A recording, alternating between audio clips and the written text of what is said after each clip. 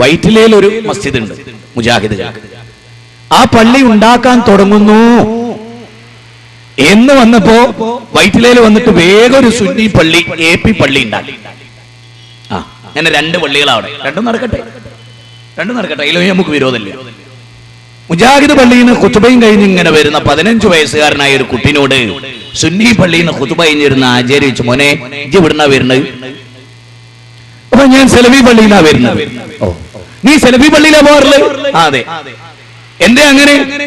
അവൻ പറഞ്ഞു, ഞാന് 15 വയസ്സുള്ള കുട്ടിയാണെങ്കിലും കുസുരുജിത്തരമൊക്കെ കളിച്ചിങ്ങനെ നടക്കുന്നതിനിടയിലാണ് യാദർശികമായി മുജാഹിദ് പള്ളിയിൽ ഒരു ഖുതുബ ചെയ്യുന്നത്.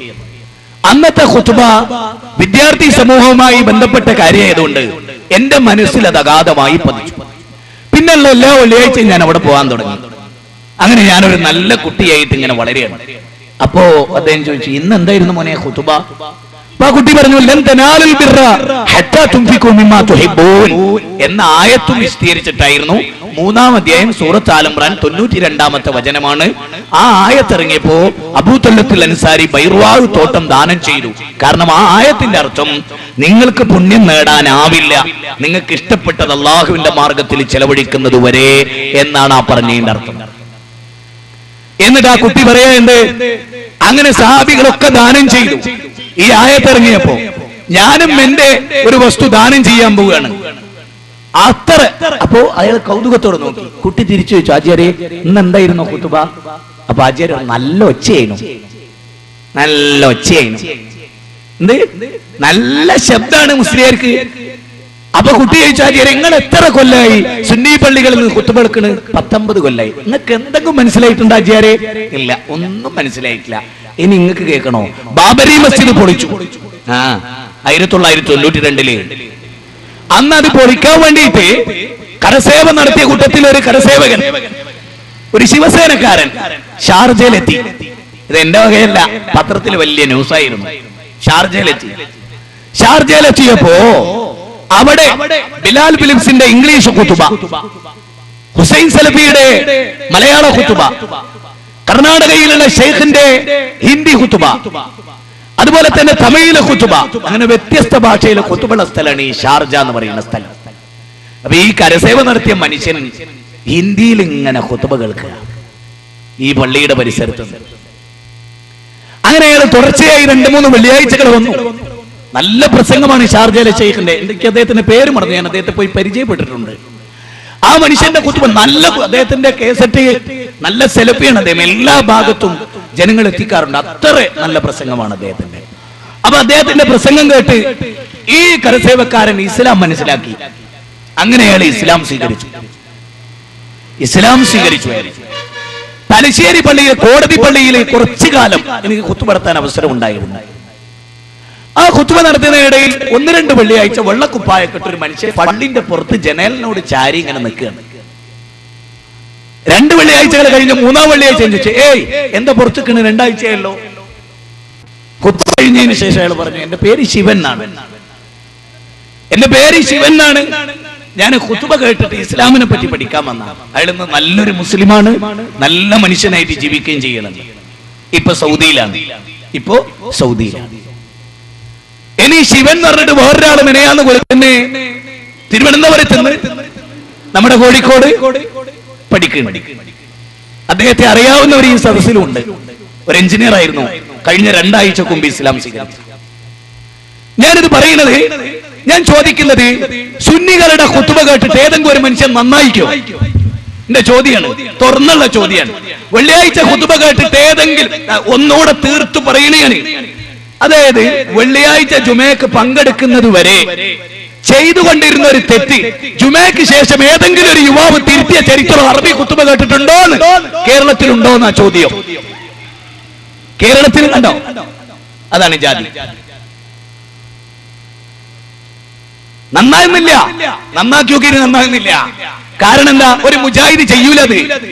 കടപ്പുറത്ത്, കോഴിക്കോട് കടപ്പുറത്ത് ഒരു വലിയ മനുഷ്യന് പൗരസ്വീകരണം കൊടുത്തു. വലിയൊരു മനുഷ്യനെ സ്വീകരണം കൊടുത്തപ്പോ എല്ലാ സംഘടനകളും പങ്കെടുത്തു. മടവൂർ ഗ്രൂപ്പ് പങ്കെടുത്തു, അതുപോലെ തന്നെ ലീഗ് പങ്കെടുത്തു, പല പാർട്ടി CPM പങ്കെടുത്തു, പലരും പങ്കെടുത്തു. ജമാഅത്തെ ഇസ്ലാമി പങ്കെടുത്തു. ആ പങ്കെടുത്ത യോഗത്തിൽ ഉണ്ടായ അനുഭവം എന്താ അറിയോ? അവർ വിശ്വസിക്കുന്ന നേതാവിന്റെ പാർട്ടിക്കാരല്ലാത്തവരൊക്കെ പ്രസംഗിച്ചപ്പോ കൂക്കോട് കൂക്ക്. ഞാനിത് തുറന്നു പറയുന്നതിനറിയോ, ഓരോ സമൂഹത്തിലെ നേതാക്കന്മാരും സൃഷ്ടിച്ചെടുക്കുന്ന അനുയായികളുടെ ക്വാളിറ്റി നിങ്ങൾ മനസ്സിലാക്കുക. ഒരു മുജാഹിദ് സമൂഹം ചെയ്യില്ല അത്.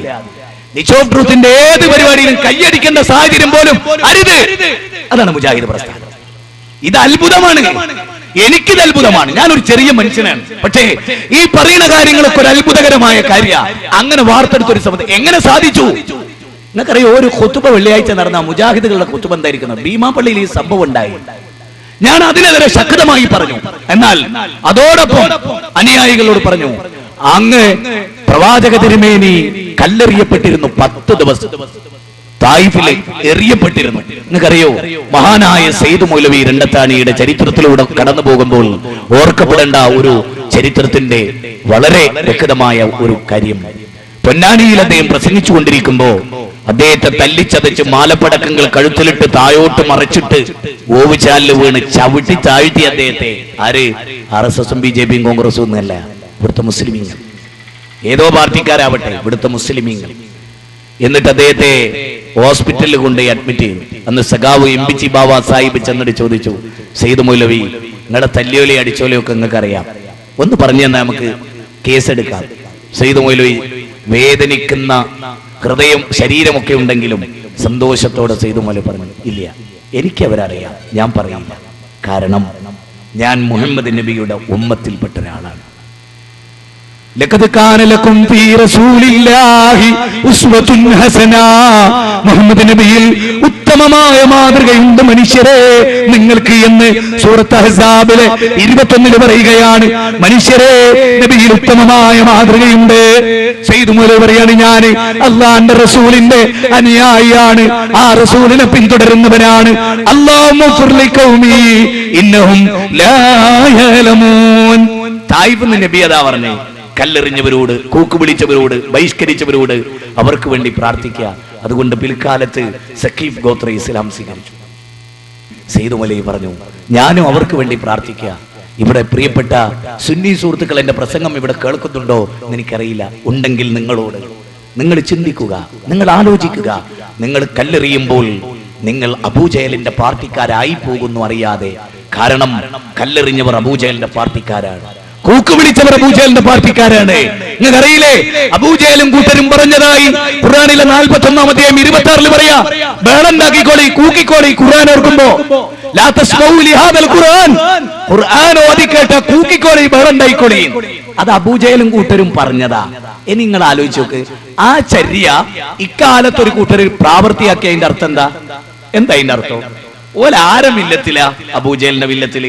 കൂക്ക് കേട്ടവരോ നബിയുടെ മില്ലത്തില്. ഇത് മനസ്സിലാക്കാൻ സക്കാഫി പട്ടം കെട്ടണോ? അതുകൊണ്ട് എനിക്ക് നിങ്ങളെ വഷളാക്കരുത്, നിങ്ങളെ വഷളാക്കരുത്. നിങ്ങൾ കൂക്കുന്നതിന് ഞങ്ങൾക്ക് പ്രശ്നമൊന്നുമില്ല. കൂക്ക് കേട്ട് വളർന്ന പ്രസ്ഥാനം അത്. കൂക്കിയരും കഴിഞ്ഞ ദിവസം ഞാൻ പറഞ്ഞില്ല, ആദിക്കാട്ട് കുളങ്ങരയിൽ മുസ്ലിയാർ പറഞ്ഞു എനിക്ക് മൈക്കിലൂടെ പറയണോ. ഞാൻ പറഞ്ഞോളൂ. അയാൾക്ക് മൈക്ക് അങ്ങോട്ട് കൊടുത്തേ. എന്നിട്ട് അയാൾ ചോദ്യം, ഞാൻ ഇവിടുന്ന് മറുപടി. അവസാനം പറഞ്ഞു, നിങ്ങൾക്ക് തൃപ്തിയായ വേണ്ടി. ആ തൃപ്തി എന്നെ പോയിക്കൊള്ളിയാണ്, ഞാൻ പോട്ടേന്ന് അങ്ങനെ പോയിക്കൊള്ളിയാണ്. അസ്സലാമു അലൈക്കും. ആലോചിച്ചു നോക്ക്, എന്തേ നമ്മുടെ സ്റ്റേറ്റ് പാഞ്ഞു കയറി. ഇതൊക്കെ ഒരു മര്യാദയാണ്. അതുകൊണ്ട് ഈ വക കാര്യം, ഈ നാടകങ്ങളൊക്കെ നമുക്ക് അവസാനിപ്പിക്കാം. ഒരു കാര്യം ഞാൻ അല്പം വളരെ ഗൗരവമായി പറയട്ടെ. കേരളത്തിലെ എല്ലാ പ്രദേശത്തും മുജാഹിദുകൾ പ്രസംഗിക്കുമ്പോ സുന്നിയിൽപ്പെട്ട ഒരൊറ്റ കുട്ടിയും കൂക്കുകയോ ബഹളമുണ്ടാക്കുകയോ ആക്രമിക്കുകയോ ചെയ്യരുത് എന്ന് കാന്തപുരം ഉസ്താദ് ഒരു പ്രസ്താവന പുറപ്പെടുവിച്ചാൽ, ഞാൻ പറയുന്നു, അള്ളാഹ് തൗഫീഖ് ചെയ്ത 5 കൊല്ലം കൊണ്ട് കേരളം മുജാഹിദുകളുടെ കയ്യിൽ നിൽക്കും. തിരിച്ച് ഞങ്ങൾ പറയങ്ങളോട്, ഞങ്ങളുടെ മുജാഹിദ് സെന്ററിൽ വന്ന് പ്രസംഗിച്ചോളി, ഞങ്ങൾ എതിർക്കൂല. പക്ഷെ ഞങ്ങൾ നിങ്ങളെ സെന്ററിൽ വന്ന് പ്രസംഗിക്കും, നിങ്ങൾ കേട്ടാ മതി, ഞങ്ങളും കേൾക്കാം. അങ്ങനെ ഒരു കോംപ്രമൈസിന് തയ്യാറായാൽ പിന്നെ വല്ലാതൊന്നും സഖാഫിമാര് പുറത്തിറങ്ങൂല. പക്ഷെ ഇവിടെ എന്താണ്? അക്രമമാണ്. മക്കത്തുണ്ടായത് അനുഭവം. അതുകൊണ്ടാ മക്കത്ത് അംഗസംഖ്യ വർദ്ധിക്കാതിരുന്നത്. ഹുദൈബിയ സന്ധി നിലവിൽ വന്നപ്പോ 1 കൊല്ലം കൊണ്ട് 7000 ആൾ വർദ്ധിച്ച്. കാരണം എന്താ? ആർക്കും വയലേറി, ആരും എതിർക്കൂലെന്നായി. അതാണ് ഇന്ത്യൻ ജനാധിപത്യം, ഇന്ത്യൻ ഭരണഘടന, Indian constitution, the preamble of constitution. Indian ഭരണഘടനയുടെ ആമുഖം ഫണ്ടമെന്റൽ റൈറ്റ്സ് എന്ന് പറഞ്ഞ് നമുക്ക് അനുവദിച്ച അവകാശം. അതുകൊണ്ട് മുജാഹിദ് പ്രസ്ഥാനം ഇവിടെ ഒരു വലിയ കാര്യം പറയാണ്. ഞങ്ങൾ റോഡ് പ്രകടനം നടത്താറില്ല, ബന്ദില്ല, ഹർത്താലില്ല, പിക്കറ്റിംഗ് ഇല്ല, പ്രകടനമില്ല. ആർക്കും ഒരു മിനിറ്റ് പോലും ഞങ്ങൾ ഉപദ്രവം ഉണ്ടാക്കില്ല. കാരണം ഞങ്ങളുടെ പ്രവാചകൻ പറഞ്ഞിരിക്കുന്നതൊക്കെ തെറ്റാണ്, ഈമാനിനെതിരാണ്. അതുകൊണ്ട് ഞങ്ങൾ ഈമാനിനെതിരായ ഇനി മാത്രമല്ല, എനിക്ക് ആശ്ചര്യവും അത്ഭുതവും തോന്നിയ ഒരു കാര്യം പറയട്ടെ. ഞാൻ ഈ പ്രകടനങ്ങളൊന്നും ഇല്ലാഞ്ഞിട്ടും മുജാഹിദ് പ്രസ്ഥാനത്തിന് എന്തെങ്കിലും ഒരു കുറവ് വന്നിട്ടുണ്ടോ?